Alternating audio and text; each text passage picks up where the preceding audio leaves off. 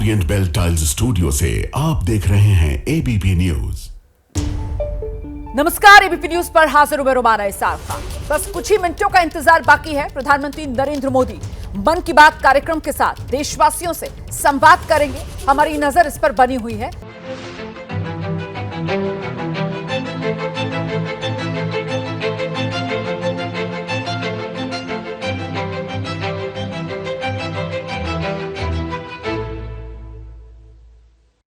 मेरे प्यारे देशवासियों, नमस्कार। आज जब मैं आपसे मन की बात कर रहा हूं तो मन में गहरी पीड़ा है। 22 अप्रैल को पहलगाम में हुई आतंकी वारदात ने देश के हर नागरिक को दुख पहुंचाया है। पीड़ित परिवारों के प्रति हर भारतीय के मन में गहरी संवेदना है। भले वो किसी भी राज्य का हो, वो कोई भी भाषा बोलता हो, लेकिन वो उन लोगों के दर्द को महसूस कर रहा है जिन्होंने इस हमले में अपने परिजनों को खोया है। मुझे एहसास है हर भारतीय का खून आतंकी हमले की तस्वीरों को देखकर खौल रहा है। पहलगाम में हुआ ये हमला आतंक के सरपरस्तों की हताशा को दिखाता है, उनकी कायरता को दिखाता है। ऐसे समय में जब कश्मीर में शांति लौट रही थी, स्कूल कॉलेजों में एक वाइब्रेंसी थी, निर्माण कार्यों में अभूतपूर्व गति आई थी, लोकतंत्र मजबूत हो रहा था, पर्यटकों की संख्या में रिकॉर्ड बढ़ोतरी हो रही थी, लोगों की कमाई बढ़ रही थी, युवाओं के लिए नए अवसर तैयार हो रहे थे, देश के दुश्मनों को, जम्मू कश्मीर के दुश्मनों को ये रास नहीं आया। आतंकी और आतंक के आका चाहते हैं कश्मीर फिर से तबाह हो जाए और इसलिए इतनी बड़ी साजिश को अंजाम दिया।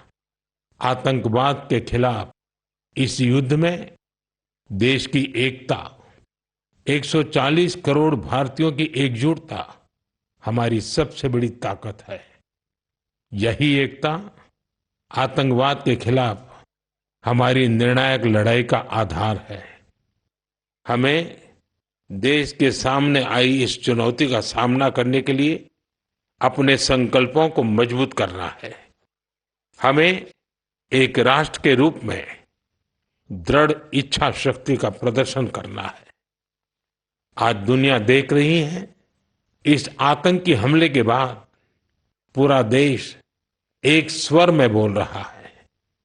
साथियों, भारत के हम लोगों में जो आक्रोश है, वो आक्रोश पूरी दुनिया में है। इस आतंकी हमले के बाद लगातार दुनिया भर से संवेदनाएं आ रही हैं। मुझे भी ग्लोबल लीडर्स ने फोन किए हैं, पत्र लिखे हैं, संदेश भेजे हैं। इस जघन्य तरीके से किए गए आतंकी हमले की सबने कठोर निंदा की है। उन्होंने मृतकों के परिवारजनों के प्रति संवेदनाएं प्रकट की है। पूरा विश्व आतंकवाद के खिलाफ हमारी लड़ाई में 140 करोड़ भारतीयों के साथ खड़ा है। मैं पीड़ित परिवारों को फिर भरोसा देता हूं, उन्हें न्याय मिलेगा, न्याय मिलकर रहेगा। इस हमले के दोषियों और साजिश रचने वालों को कठोरतम जवाब दिया जाएगा। साथियों, 2 दिन पहले हमने देश के महान वैज्ञानिक डॉक्टर के कस्तूरीरंगन जी को खो दिया है। जब भी कस्तूरीरंगन जी से मुलाकात हुई, हम भारत के युवाओं के टैलेंट, आधुनिक शिक्षा, स्पेस साइंस, ऐसे विषयों पर काफी चर्चा करते थे। विज्ञान, शिक्षा और भारत के अंतरिक्ष कार्यक्रम को नई ऊंचाई देने में उनके योगदान को हमेशा याद किया जाएगा। उनके नेतृत्व में इसरो को एक नई पहचान मिली। उनके मार्गदर्शन में जो स्पेस प्रोग्राम आगे बढ़े, उससे भारत के प्रयासों को ग्लोबल मान्यता मिली। आज भारत जिन सैटेलाइट्स का उपयोग करता है, उनमें से कई डॉक्टर कस्तूरीरंगन की देखरेख में ही लॉन्च की गई थी। उनके व्यक्तित्व की एक और बात बहुत खास थी, जिससे युवा पीढ़ी उनसे सीख सकती है। उन्होंने हमेशा इनोवेशन को महत्व दिया। कुछ नया सीखने, जानने और नया करने का विजन बहुत प्रेरित करने वाला है। डॉक्टर के कस्तूरीरंगन जी ने देश की नई राष्ट्रीय शिक्षा नीति तैयार करने में भी बहुत बड़ी भूमिका निभाई थी। डॉक्टर कस्तूरीरंगन 21वीं सदी की आधुनिक जरूरतों के मुताबिक फॉरवर्ड लुकिंग एजुकेशन का विचार लेकर आए थे। देश की निस्वार्थ सेवा और राष्ट्र निर्माण में उनके योगदान को हमेशा याद किया जाएगा। मैं डॉक्टर के कस्तूरीरंगन जी को विनम्र भाव से श्रद्धांजलि अर्पित करता हूं। मेरे प्यारे देशवासियों, इसी महीने अप्रैल में आर्यभट्ट सैटेलाइट की लॉन्चिंग के 50 वर्ष पूरे हुए हैं। आज जब हम पीछे मुड़कर देखते हैं, 50 वर्षों की इस यात्रा को याद करते हैं, तो लगता है हमने कितनी लंबी दूरी तय की है। अंतरिक्ष में भारत के सपनों की ये उड़ान एक समय केवल हौसलों से शुरू हुई थी। राष्ट्र के लिए कुछ कर गुजरने का जज्बा पाले कुछ युवा वैज्ञानिक, उनके पास न तो आज जैसे आधुनिक संसाधन थे, न ही दुनिया की टेक्नोलॉजी तक वैसी पहुंच थी।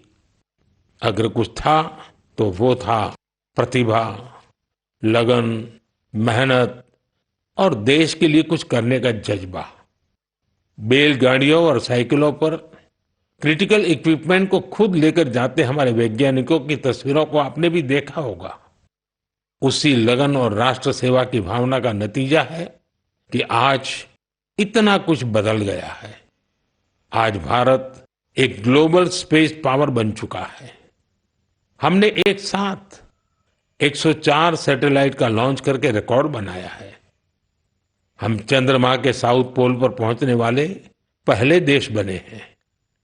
भारत ने मार्स ऑर्बिटर मिशन लॉन्च किया है और हम आदित्य L1 मिशन के जरिए सूरज के काफी करीब तक पहुंचे हैं। आज भारत पूरी दुनिया में सबसे ज्यादा कॉस्ट इफेक्टिव लेकिन सक्सेसफुल स्पेस प्रोग्राम का नेतृत्व कर रहा है। दुनिया के कई देश अपनी सैटेलाइट्स और स्पेस मिशन के लिए इसरो की मदद लेते हैं। साथियों, हम जब इसरो द्वारा किसी सैटेलाइट का लॉन्च देखते हैं तो हम गर्व से भर जाते हैं। ऐसी ही अनुभूति मुझे तब हुई जब मैं 2014 में PSLV C-23 की लॉन्चिंग का साक्षी बना था। 2019 में चंद्रयान 2 की लैंडिंग के दौरान भी मैं बेंगलुरु के इसरो सेंटर में मौजूद था। उस समय चंद्रयान को वो अपेक्षित सफलता नहीं मिली थी। तब वैज्ञानिकों के लिए वो बहुत मुश्किल घड़ी थी, लेकिन मैं अपनी आंखों से वैज्ञानिकों के धैर्य और कुछ कर गुजरने का जज्बा भी देख रहा था। और कुछ साल बाद पूरी दुनिया ने भी देखा कैसे उन्हीं वैज्ञानिकों ने चंद्रयान 3 को सफल करके दिखाया। साथियों, अब भारत ने अपने स्पेस सेक्टर को प्राइवेट सेक्टर के लिए भी ओपन कर दिया है। आज बहुत से युवा स्पेस स्टार्टअप में नए झंडे लहरा रहे हैं। 10 साल पहले इस क्षेत्र में सिर्फ एक कंपनी थी, लेकिन आज देश में 325 से ज्यादा स्पेस स्टार्टअप काम कर रहे हैं। आने वाला समय स्पेस में बहुत सारी नई संभावनाएं लेकर आ रहा है। भारत नई ऊंचाइयों को छूने वाला है।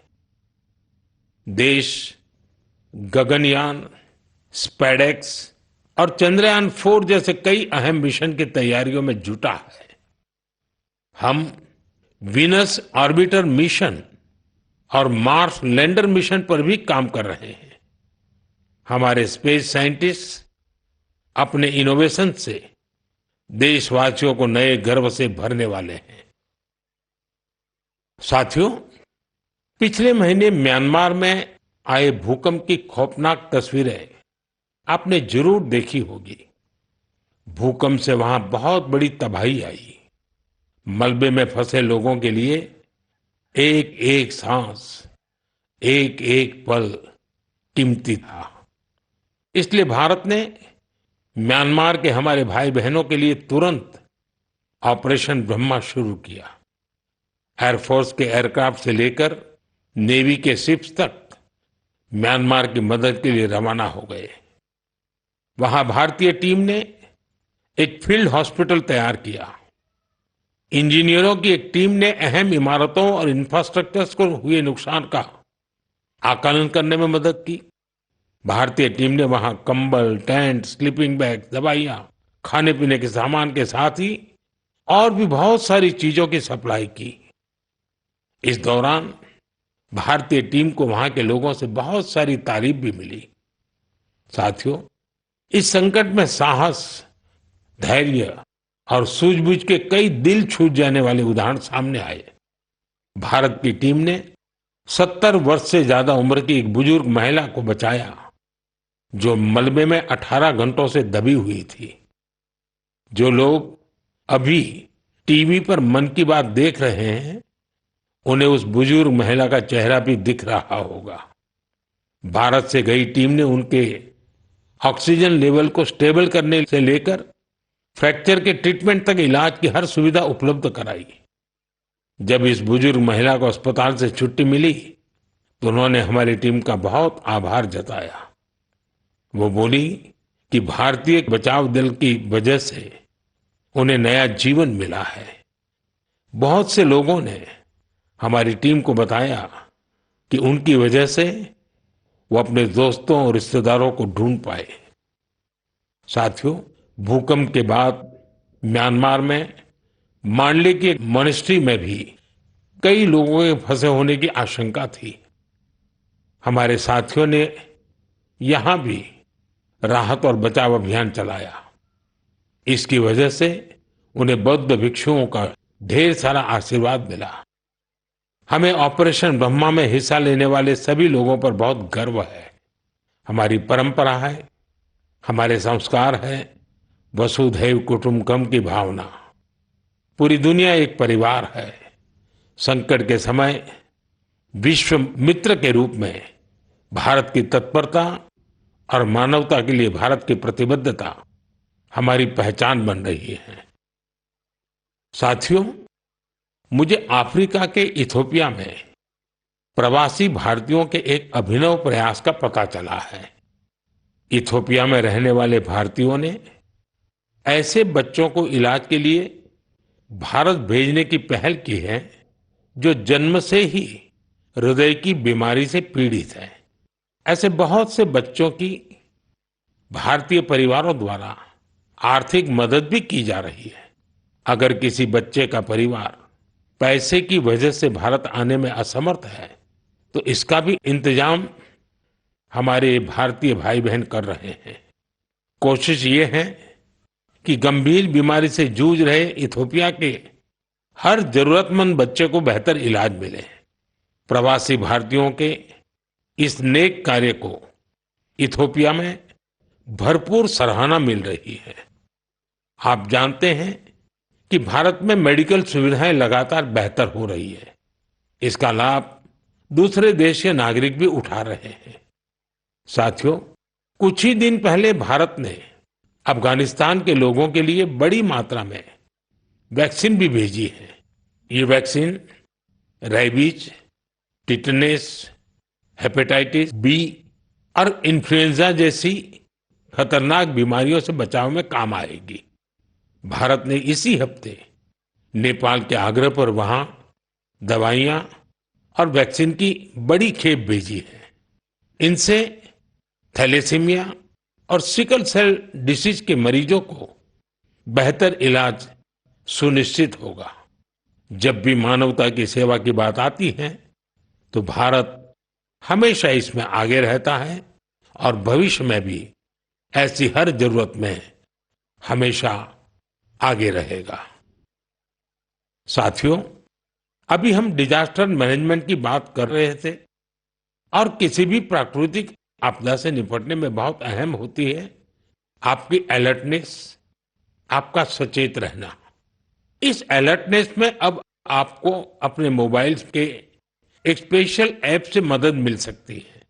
ये ऐप आपको किसी प्राकृतिक आपदा में फंसने से बचा सकते हैं और इसका नाम भी है सचेत। सचेत ऐप भारत की नेशनल डिजास्टर मैनेजमेंट अथॉरिटी ने तैयार किया है। बाढ़, साइक्लोन, लैंडस्लाइड, सुनामी, जंगलों की आग, हिमस्खलन, आंधी, तूफान या फिर बिजली गिरने जैसी आपदाएं हो, सचेत ऐप आपको हर प्रकार से इन्फॉर्म और प्रोटेक्टेड रखने का प्रयास करता है। इस ऐप के माध्यम से आप मौसम विभाग से जुड़े अपडेट्स प्राप्त कर सकते हैं। खास बात यह है कि सचेत ऐप क्षेत्रीय भाषाओं में भी कई सारी जानकारियां उपलब्ध कराता है। इस ऐप का आप भी फायदा उठाएं और अपने अनुभव हमसे जरूर साझा करें। मेरे प्यारे देशवासियों, आज हम पूरी दुनिया में भारत के टैलेंट की तारीफ होते देखते हैं। भारत के युवाओं ने भारत के प्रति दुनिया का नजरिया बदल दिया है और किसी भी देश के युवा की रुचि किस तरफ है, किधर है, उससे पता चलता है कि देश का भविष्य कैसा होगा। आज भारत का युवा साइंस, टेक्नोलॉजी और इनोवेशन की ओर बढ़ रहा है। ऐसे इलाके जिनकी पहचान पहले पिछड़ेपन और दूसरे कारणों से होती थी, वहां भी युवाओं ने ऐसे उदाहरण प्रस्तुत किए हैं जो हमें नया विश्वास देते हैं। छत्तीसगढ़ के दंतेवाड़ा का विज्ञान केंद्र आजकल सबका ध्यान खींच रहा है। कुछ समय पहले तक दंतेवाड़ा का नाम केवल हिंसा और अशांति के लिए जाना जाता था, लेकिन अब वहां एक साइंस सेंटर बच्चों और उनके माता पिता के लिए उम्मीद की नई किरण बन गया है। इस साइंस सेंटर में जाना बच्चों को खूब पसंद आ रहा है। वे अब नई नई मशीनें बनाने से लेकर टेक्नोलॉजी का उपयोग करके नए प्रोडक्ट्स बनाना सीख रहे हैं। उन्हें 3D प्रिंटर्स और रोबोटिक कारों के साथ ही दूसरी इनोवेटिव चीजों के बारे में जानने का मौका मिला है। अभी कुछ समय पहले मैंने गुजरात साइंस सिटी में भी साइंस गैलरीज का उद्घाटन किया था। इन गैलरीज से ये झलक मिलती है कि आधुनिक विज्ञान का पोटेंशियल क्या है, विज्ञान हमारे लिए कितना कुछ कर सकता है। मुझे जानकारी मिली है कि इन गैलरीज को लेकर वहां बच्चों में बहुत उत्साह है। साइंस और इनोवेशन के प्रति ये बढ़ता आकर्षण जरूर भारत को नई ऊंचाई पर ले जाएगा। मेरे प्यारे देशवासियों, हमारे देश की सबसे बड़ी ताकत हमारे 140 करोड़ नागरिक हैं। उनका सामर्थ्य है, उनकी इच्छा शक्ति है। और जब करोड़ों लोग एक साथ किसी अभियान से जुड़ जाते हैं तो उसका प्रभाव बहुत बड़ा होता है। इसका एक उदाहरण है एक पेड़ मां के नाम। ये अभियान उस मां के नाम है जिसने हमें जन्म दिया, और ये उस धरती मां के लिए भी है जो हमें अपनी गोद में धारण किए रहती है।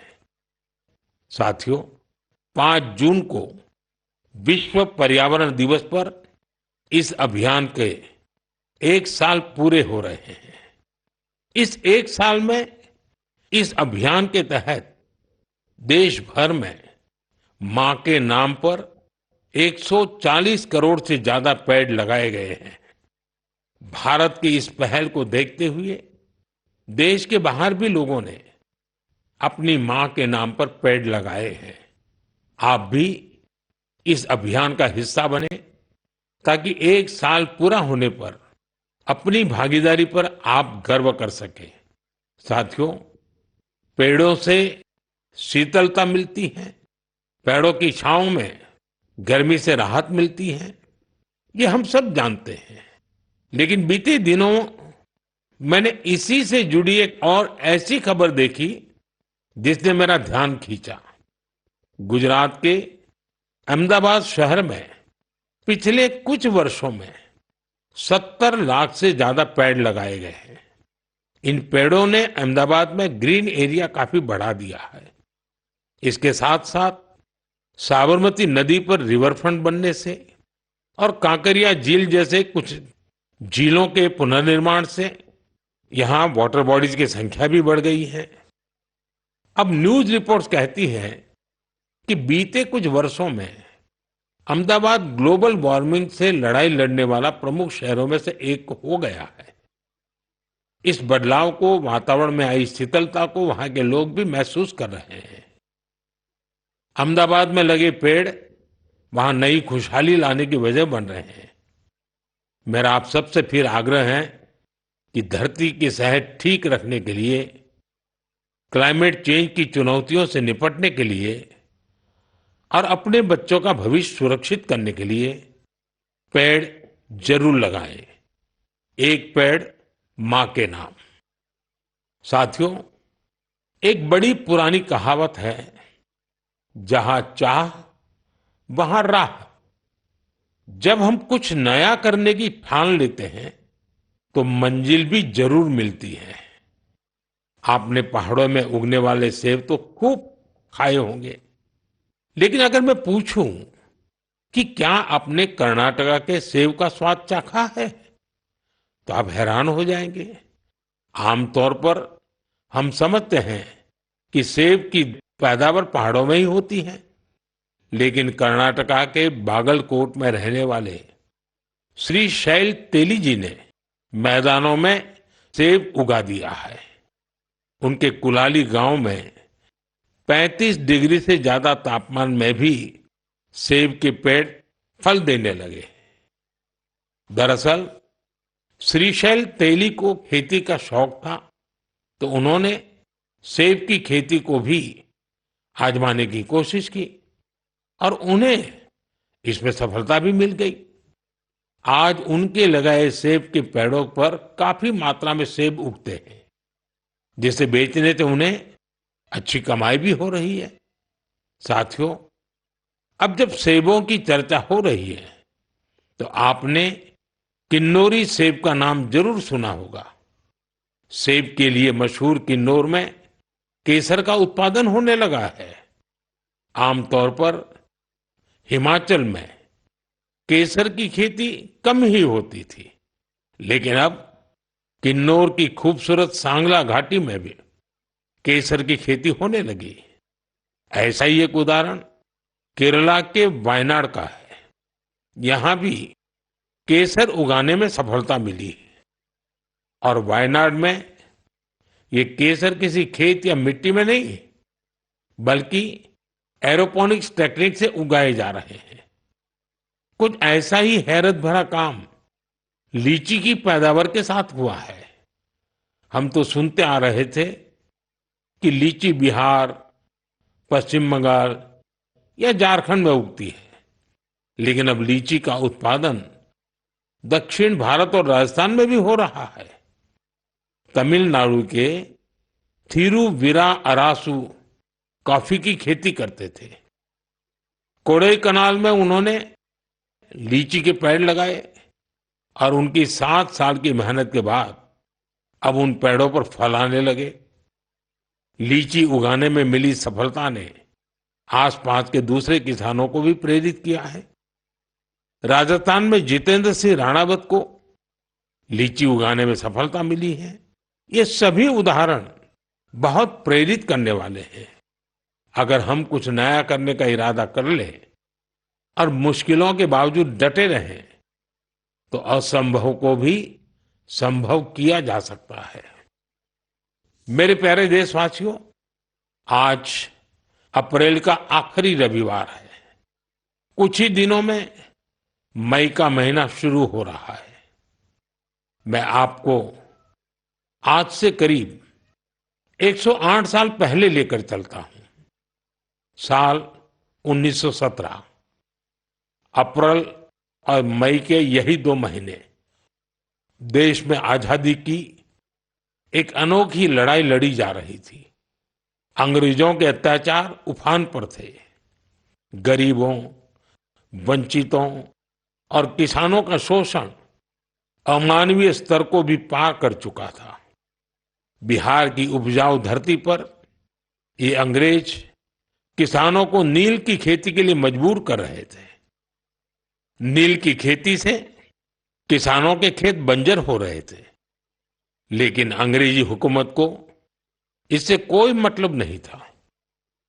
ऐसे हालात में 1917 में गांधी जी बिहार के चंपारण पहुंचे हैं। किसानों ने गांधी जी को बताया, हमारी जमीन मर रही है, खाने के लिए अनाज नहीं मिल रहा है। लाखों किसानों की उस पीड़ा से गांधी जी के मन में एक संकल्प उठा। वहीं से चंपारण का ऐतिहासिक सत्याग्रह शुरू हुआ। चंपारण सत्याग्रह ये बापू द्वारा भारत में पहला बड़ा प्रयोग था। बापू के सत्याग्रह से पूरी अंग्रेज हुकूमत हिल गई।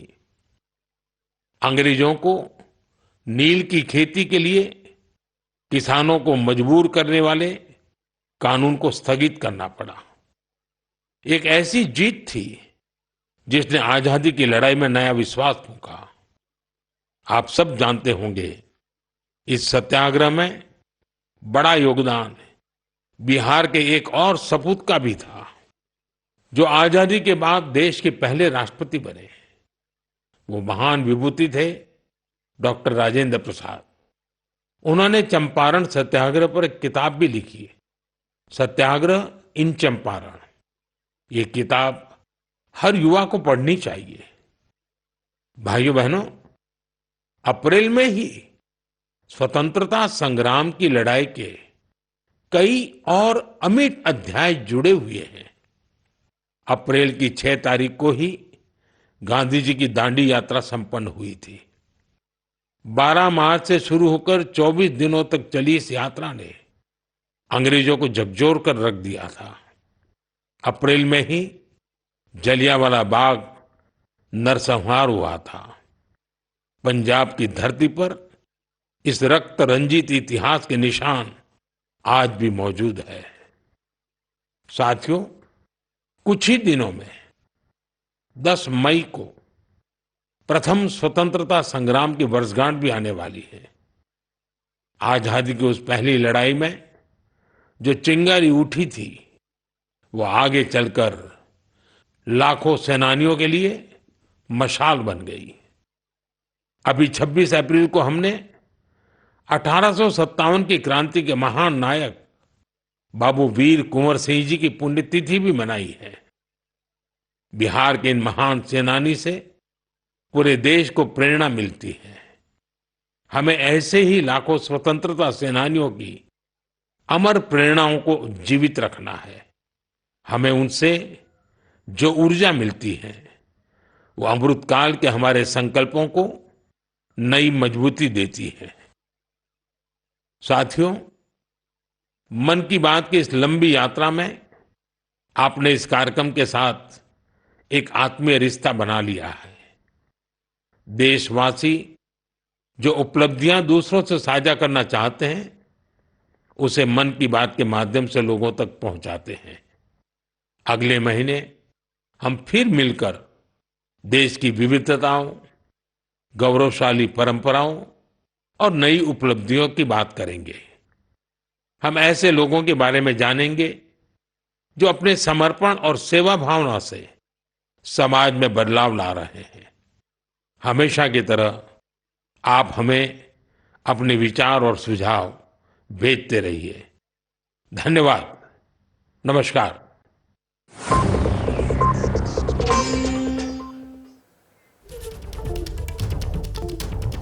तो प्रधानमंत्री नरेंद्र मोदी मन की बात संवाद देश के साथ करते हुए शुरुआत प्रधानमंत्री नरेंद्र मोदी ने पहलगाम हमले को लेकर अपनी बात रखी है। और मन की बात में प्रधानमंत्री नरेंद्र मोदी ने कहा है कि बड़े भारी मन से आज गहरी पीड़ा के साथ वो मन की बात संवाद कार्यक्रम की शुरुआत कर रहे हैं। कश्मीर में शांति लौट रही थी, लोकतंत्र मजबूत हो रहा था और यही बात आतंकवादियों को चुभ रही थी। ये हमला आतंकियों की कुंठित कायरता है। प्रधानमंत्री नरेंद्र मोदी की तरफ से कहा गया यह हमला जो है वो आतंकियों की हताशा दिखाता है। जम्मू कश्मीर की शांति दुश्मनों को रास नहीं आई।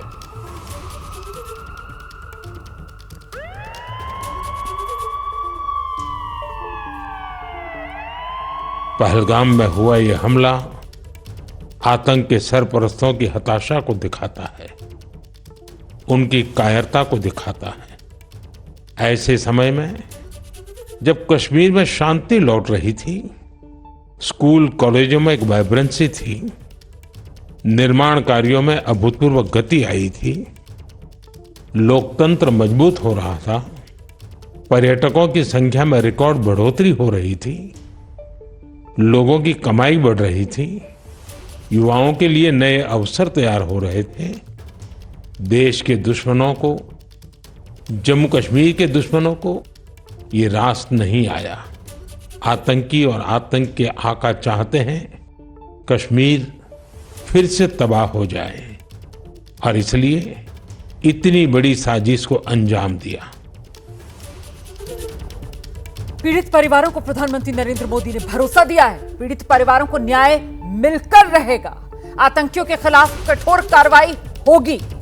140 करोड़ भारतीयों की एकजुटता ही हमारी सबसे बड़ी ताकत है, ये प्रधानमंत्री नरेंद्र मोदी की तरफ से कहा गया कि जो देश की एकता है और जो 140 करोड़ भारतीयों की एकजुटता है, यही देश की सबसे बड़ी ताकत है। मैं पीड़ित परिवारों को फिर भरोसा देता हूं, उन्हें न्याय मिलेगा, न्याय मिलकर रहेगा। इस हमले के दोषियों और साजिश रचने वालों को कठोरतम जवाब दिया जाएगा। तो प्रधानमंत्री नरेंद्र मोदी मन की बात संवाद देश के साथ जब कर रहे थे तो प्रधानमंत्री नरेंद्र मोदी की तरफ से पहलगाम को लेकर साफ तौर पर विस्तार से देश में जो गुस्सा है, देश में जो दर्द है, उस सभी का जिक्र प्रधानमंत्री नरेंद्र मोदी की तरफ से किया गया और प्रधानमंत्री ने बताया कि इस तरीके से इस गम की घड़ी में पूरा देश एकजुट है। कैसे किसी भी राज्य के रहने वाले हों, आप किसी भी भाषा को बोलने वाले हों, लेकिन ये दर्द जो है वो हम सब का साझा है और इस दर्द का हिसाब देश एक साथ मिलकर चुकता करेगा। प्रधानमंत्री नरेंद्र मोदी की तरफ से साफ तौर पर यही संदेश दिया गया है कि देश की जो एकता है और 140 करोड़ भारतीयों की जो एकजुटता है, यही देश की सबसे बड़ी ताकत है और इसी से कठोरतम जवाब आतंकवादियों को दिया जाएगा। आज जब मैं आपसे मन की बात कर रहा हूं तो मन में गहरी पीड़ा है। 22 अप्रैल को पहलगाम में हुई आतंकी वारदात ने देश के हर नागरिक को दुख पहुंचाया है।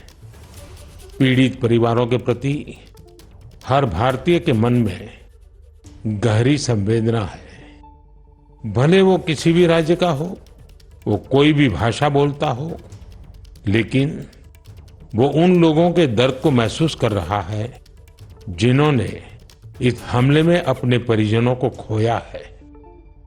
मुझे एहसास है हर भारतीय का खून आतंकी हमले की तस्वीरों को देखकर खौल रहा है। आतंकवाद के खिलाफ इस युद्ध में देश की एकता, 140 करोड़ भारतीयों की एकजुटता हमारी सबसे बड़ी ताकत है। यही एकता आतंकवाद के खिलाफ हमारी निर्णायक लड़ाई का आधार है। हमें देश के सामने आई इस चुनौती का सामना करने के लिए अपने संकल्पों को मजबूत करना है। हमें एक राष्ट्र के रूप में दृढ़ इच्छा शक्ति का प्रदर्शन करना है। आज दुनिया देख रही है, इस आतंकी हमले के बाद पूरा देश एक स्वर में बोल रहा है। साथियों, भारत के हम लोगों में जो आक्रोश है, वो आक्रोश पूरी दुनिया में है। इस आतंकी हमले के बाद लगातार दुनिया भर से संवेदनाएं आ रही हैं। मुझे भी ग्लोबल लीडर्स ने फोन किए हैं, पत्र लिखे हैं, संदेश भेजे हैं। इस जघन्य तरीके से किए गए आतंकी हमले की सबने कठोर निंदा की है। उन्होंने मृतकों के परिवारजनों के प्रति संवेदनाएं प्रकट की है। पूरा विश्व आतंकवाद के खिलाफ हमारी लड़ाई में 140 करोड़ भारतीयों के साथ खड़ा है।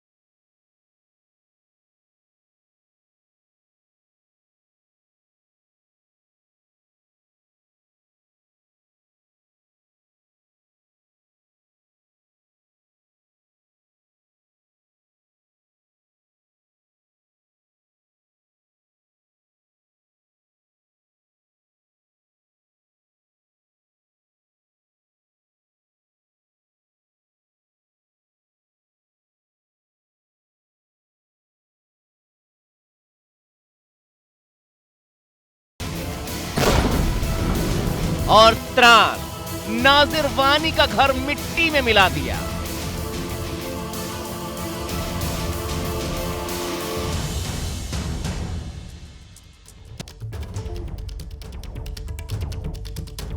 है उस हमले के बाद सेना और सरकार एक्शन में दोनों। जम्मू कश्मीर के अलग अलग इलाकों में दहशतगर्दों के खिलाफ कार्रवाई की जा रही है। लश्कर ए तैयबा, जैश ए मोहम्मद, टीआरएफ सभी के आतंकवादियों के घर उजाड़े जा चुके हैं। बीते 48 घंटे में 9 आतंकवादियों के खिलाफ जबरदस्त कार्रवाई की गई है। घरों को नेस्त नाबूद कर दिया गया है। पहलगाम हमले के बाद से एक एक दहशतगर्द के घर को चुन चुन कर उड़ाया जा रहा है। अब तक 9 दहशतगर्दों के घरों को तबाह किया जा चुका है। लश्कर ए तैयबा भी है, जैश ए मोहम्मद भी है, टीआरएफ यानी द रेजिस्टेंस फ्रंट, उसके आतंकवादी भी शामिल हैं। इन आतंकवादियों का नाम पहलगाम हमले में भी सामने आ चुका है और इससे पहले कुपवाड़ा में आतंकवादी फारूक अहमद के घर को विस्फोट करके उड़ाया गया। इन सभी को मिलाकर कश्मीर घाटी में अब तक संख्या पहुंच चुकी है 9 पर। कुल 9 आतंकवादियों के घर जमींदोज हो चुके हैं, मिट्टी में मिलाए जा चुके हैं। और इस सब के बीच प्रधानमंत्री नरेंद्र मोदी ने आज मन की बात की शुरुआत पहलगाम हमले का जिक्र करने से की। प्रधानमंत्री नरेंद्र मोदी ने बताया किस तरीके से उनके मन में गहरी पीड़ा है। उन्होंने एक तरफ जहां कश्मीर को लेकर आतंकवादियों की बौखलाहट का जिक्र किया, वहीं दूसरी तरफ पीड़ित परिवारों और 140 करोड़ देशवासियों को एक बार फिर दहशतगर्दों के खिलाफ कठोर कार्रवाई का भरोसा भी दिया। पहलगाम में हुआ यह हमला आतंक के सरपरस्तों की हताशा को दिखाता है, उनकी कायरता को दिखाता है। ऐसे समय में जब कश्मीर में शांति लौट रही थी, स्कूल कॉलेजों में एक वाइब्रेंसी थी, निर्माण कार्यों में अभूतपूर्व गति आई थी, लोकतंत्र मजबूत हो रहा था, पर्यटकों की संख्या में रिकॉर्ड बढ़ोतरी हो रही थी, लोगों की कमाई बढ़ रही थी, युवाओं के लिए नए अवसर तैयार हो रहे थे, देश के दुश्मनों को, जम्मू कश्मीर के दुश्मनों को ये रास नहीं आया। आतंकी और आतंक के आका चाहते हैं कश्मीर फिर से तबाह हो जाए और इसलिए इतनी बड़ी साजिश को अंजाम दिया। मैं पीड़ित परिवारों को फिर भरोसा देता हूं, उन्हें न्याय मिलेगा, न्याय मिलकर रहेगा। इस हमले के दोषियों और साजिश रचने वालों को कठोरतम जवाब दिया जाएगा। आज जब मैं आपसे मन की बात कर रहा हूं तो मन में गहरी पीड़ा है। 22 अप्रैल को पहलगाम में हुई आतंकी वारदात ने देश के हर नागरिक को दुख पहुंचाया है। पीड़ित परिवारों के प्रति हर भारतीय के मन में गहरी संवेदना है।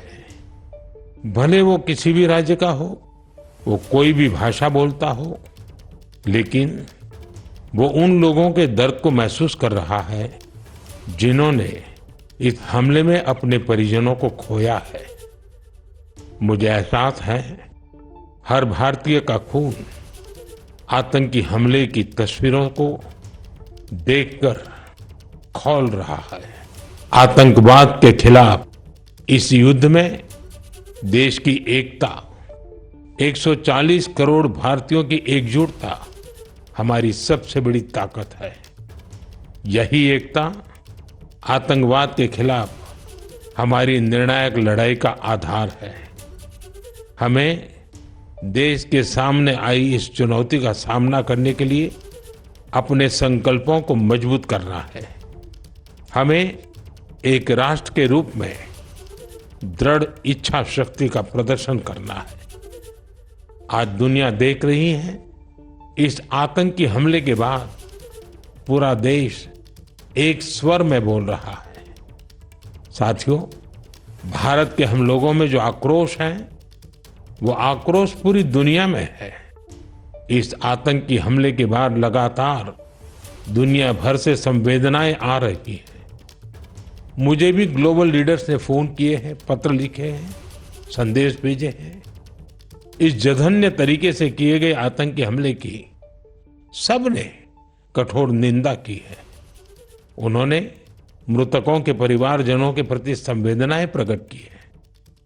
पूरा विश्व आतंकवाद के खिलाफ हमारी लड़ाई में 140 करोड़ भारतीयों के साथ खड़ा है।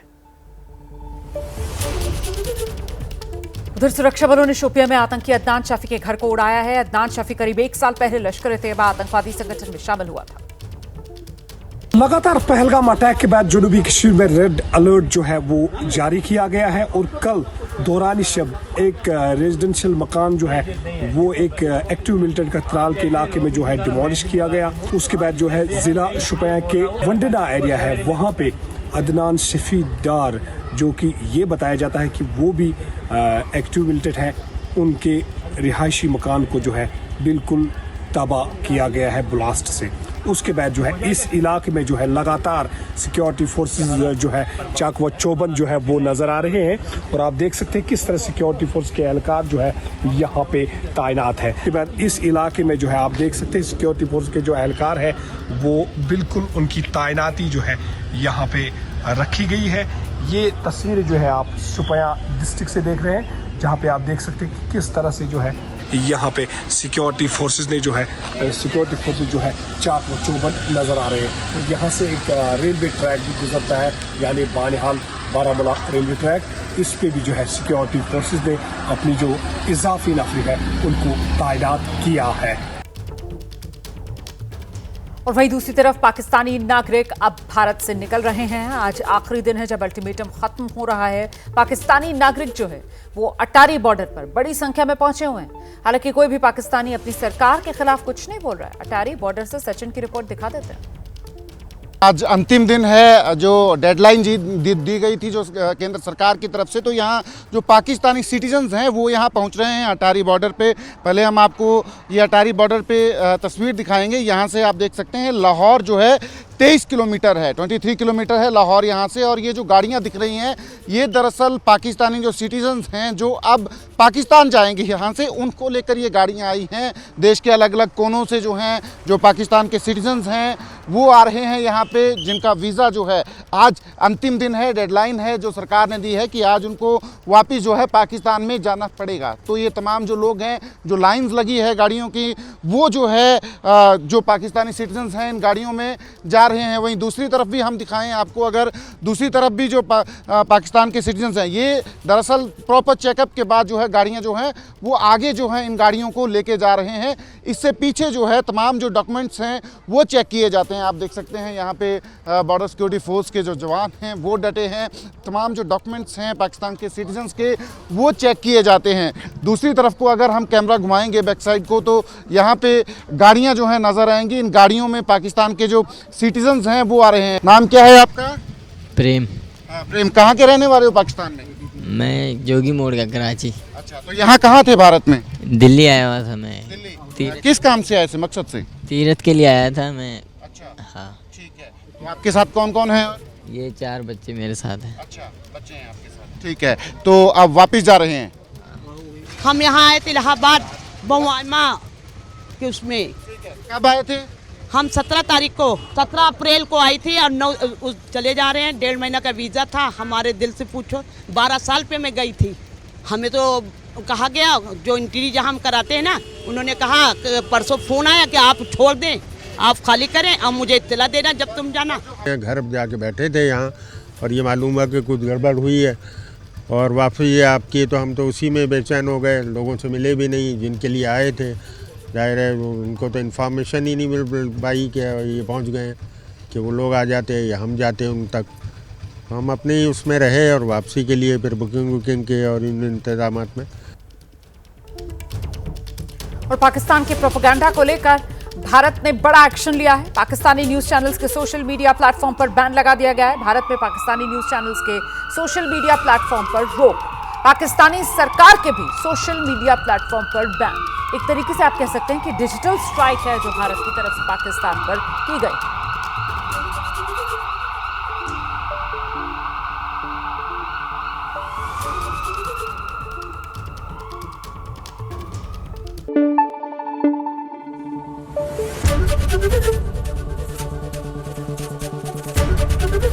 एबीपी न्यूज आपको रखे आगे।